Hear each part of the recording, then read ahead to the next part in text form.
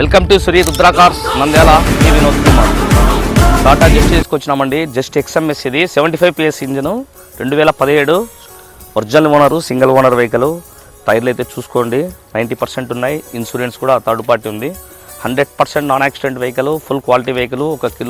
1 litre డీజిల్కి దాదాపుగా 23-24 mileage వస్తుందండి. ఇది ఎయిర్ బ్యాగ్స్ వస్తాయి, 4 పవర్ విండోస్ వస్తాయి, ఒక అలై వీల్స్ తప్ప అన్నీ వచ్చేస్తాయండి వెహికల్కి.